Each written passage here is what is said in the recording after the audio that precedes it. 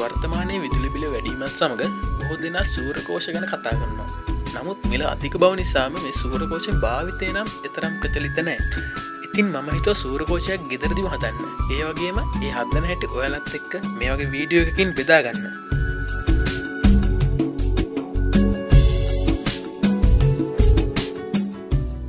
එහෙනම් අපි වැඩේ පටන් ගමු. මේ තියෙන්නේ සෝලර් පැනල් එකක් හදන්න ඕන කරන දේවල්. මේ ටැබින් වයර්, මේ බස් වයර්, මේ ෆ්ලක්ස් පෙන් එක, මේ තියෙන්නේ සෝලර් සෙල්. මේවා නම් අතින් අල්ලන්න එපා කියලා තමයි මේ හදන සමාගම් වලින් නිර්දේශ කරලා තියෙන්නේ. මුලින්ම අපි ටැබින් වයර් යොදාගෙන මේ සෙල් එකේ උඩ පැත්තයි යට පැත්තයි දෙකම පාස්ස ගන්න ඕනේ. මේ සෝලර් සෙල් එකක වෝල්ටේජතාවය වෝල්ට් 0.5ක් වෙනවා. මේ සෙල් එකේ උඩ පැත්තේ වෝල්ටේජතාවය වෝල්ට් 0යි, යට පැත්තේ වෝල්ටේජතාවය වෝල්ට් 0.5යි. මම හදන්න යන්නේ වෝල්ට් 18ක සෝලර් පැනල් එකක්. ඒ නිසා මට මේ වෝල්ට් 0.5ක වෝල්ටේජතාවයෙන් යුතු සෙල් 36ක් ශ්‍රේණිගතව සම්බන්ධ කරන්න වෙනවා. අපි දැන් බලමු ටැබින් වයර් යොදාගෙන මේවා එකිනෙක සම්බන්ධ කරන්නේ කොහොමද කියලා. මම මුලින්ම ටැබින් වයර් අවශ්‍ය ප්‍රමාණයට කපා ගත්තා. අපි සෝලර් සෙල් එකේ උඩ පැත්තේ මේ සුදු පාට තීරුව උඩින් ටැබින් වයර් එක තියලා සම්පූර්ණයෙන්ම පාස්ස ගන්න ඕනේ. ඒ වගේම ශ්‍රේණිගත කිරීමක් කළ යුතු නිසා මේ සෝලර් සෙල් එකේ උඩ පැත්තෙන් එන ටැබින් වයර් තුනම ඊළඟ සෙල් එකේ යට පැත්තට තමයි පාස්ස ගන්න ඕනේ. ටැබින් වයර් එකේ දුර ගන්නකොට එහා පැත්තේ සෙල් එකේ උඩ පැත්ත සම්පූර්ණයෙන්ම පාස්සන්න දුර තියලා සෙල් දෙක අතරත් පොඩි දුරක් තියලා අනිත් සෙල් එකේ යට පැත්තේ තියෙන පාස්සන කොටස් තුනට සරලන විදිහට ටැබින් වයර් කපා ගන්න ඕනේ.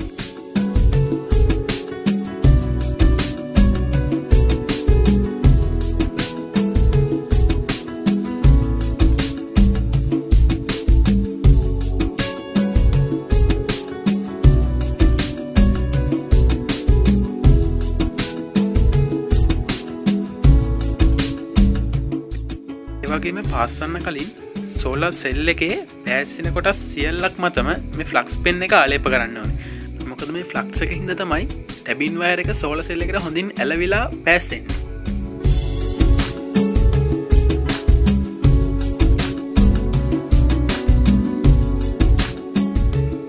මේ ටැබින් වයර් එකත් හදලා තියෙන්නේ EM ආලේප කරලා.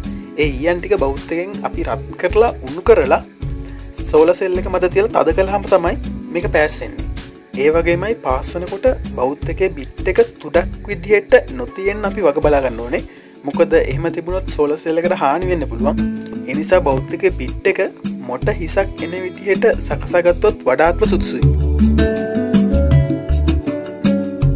මම ගෙන අප සෝලර් සෙල් වල නම් සමාන්තරගතව මේ විදිහට ටැබින් වයර් 3ක් යනවා. මොකද මේ සෙල් වල උපරිම ධාරාව ඇම්පියර් 8ක් වෙන හින්දා සමහර සෝලර් සෙල් තියෙනවා උපරිම ධාරාව ඊට අඩු වෙන ඒවා. ඒවා සාමාන්‍යයෙන් ටැබින් වයර් දෙකක් හෝ එකක් තමයි සමාන්තරගතව යන්නේ.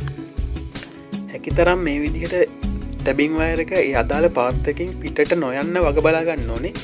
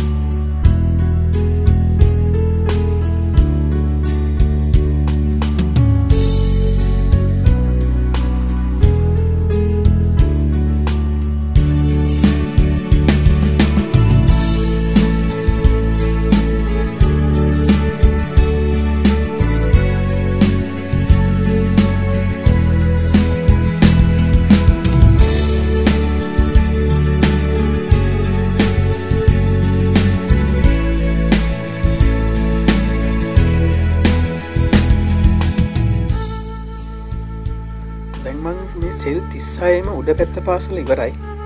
ඊළඟට තියෙන්නේ යට පැත්ත පාස ගන්න. පළවෙනි සෙල් එකේ උඩ පැත්තෙන් එන ටැබින් වයර් 3ම ඊළඟ සෙල් එකේ යට පැත්තේ කොටස් 3ට පාස ගන්න ඕනේ. ඒ වගේම ඒ සෙල් එකේ උඩ පැත්තෙන් එන ටැබින් වයර් 3ම ඊළඟ සෙල් එකේ යට පැත්තේ කොටස් 3ට පාස ගන්න ඕනේ.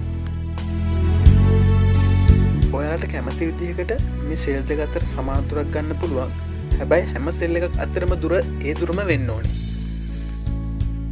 ඒ වගේමයි අනිවාර්යයෙන් මතක තියාගන්න ඕන දෙයක් තියෙනවා. මේ සෙල් චුට්ටක් කර නැමුණොත් කැඩෙනවා. ඒ හින්දා මම මේ හැම දෙයක්ම කරන්නේ යටින් වීදුරුවක් තියාගෙන. මම මේ වගේ තිරස් අතට සෙල් 6 බැගින් දාලා මේ සෙට් 6ක් හදාගත්තා.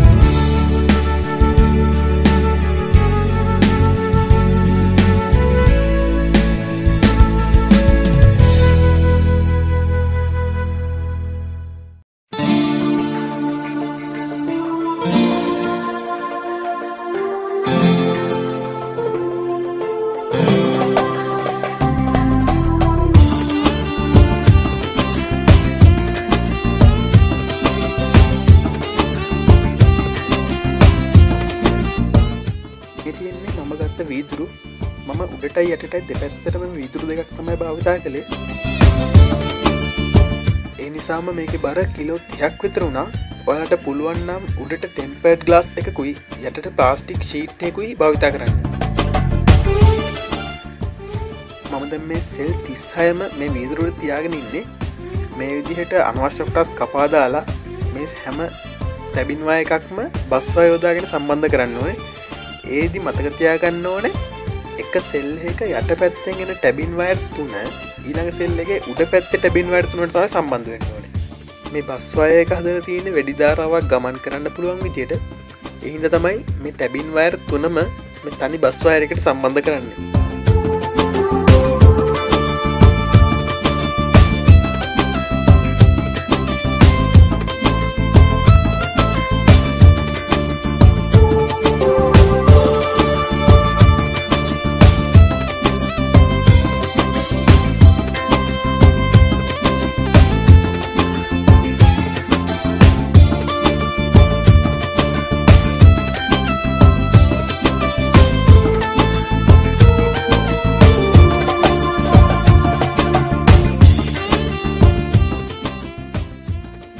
ඔයාලට දැන් පේන හැටියට මේ සෙල් එකේ උඩ පැත්තෙන් එන ටැබින් වයර් 3ම බස් වයර් එක හරහා එහා පැත්තේ සෙල් එකේ යට පැත්තේ ටැබින් වයර් 3ටම සම්බන්ධ වෙන්න ඕනේ.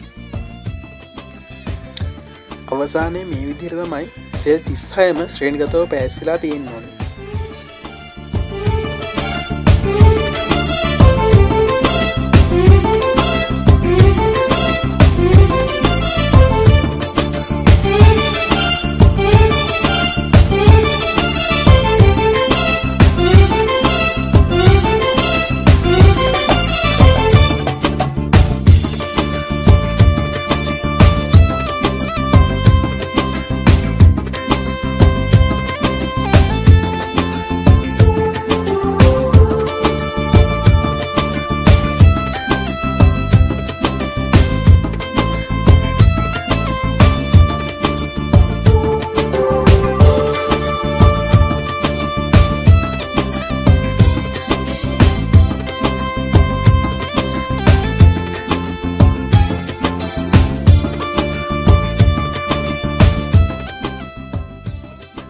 දැන් මේ සෙල් 36ම උඩ පැත්ත වීදුරුව උඩ තමයි තියලා තියෙන්නේ. මම දැන් මේවා යට පැත්ත වීදුරුවේ අලවන්න සිලිකන් ගම්මයක් පාවිච්චි කරනවා. ඒ සඳහා හැම සෙල් එකකම යට පැත්තේ සිලිකන් ඩොට් දෙකක් තියලා යට පැත්ත වීදුරුව ඒ මත තියලා හොඳින් තද කරලා අනිත් පැත්ත හරව ගන්නවා.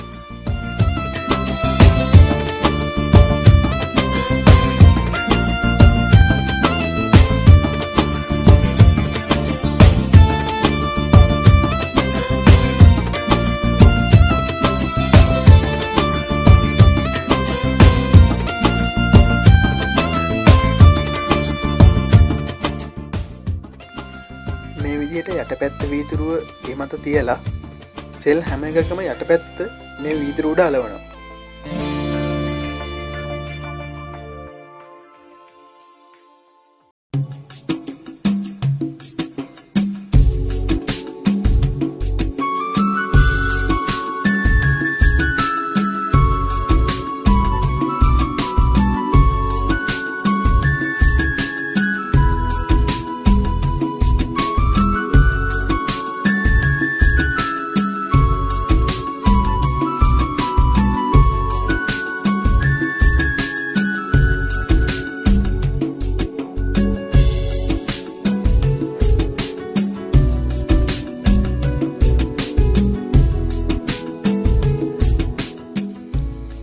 ඊට පස්සේ වීදුරු දෙකම අනිත් පැත්ත හරවලා උඩ වීදුරුව මේ විදිහට ඉවත් කරනවා. මම දැන් උඩ වීදුරුව ඉවත් කරලා තියෙන්නේ. ඒ වගේම මේ සෙල් යට වීදුරුවට හොඳින් ඇලවෙන්න ඕන හින්දා වැඩි ආතතියක් යොදන්න නැතුව තෙරපනවා.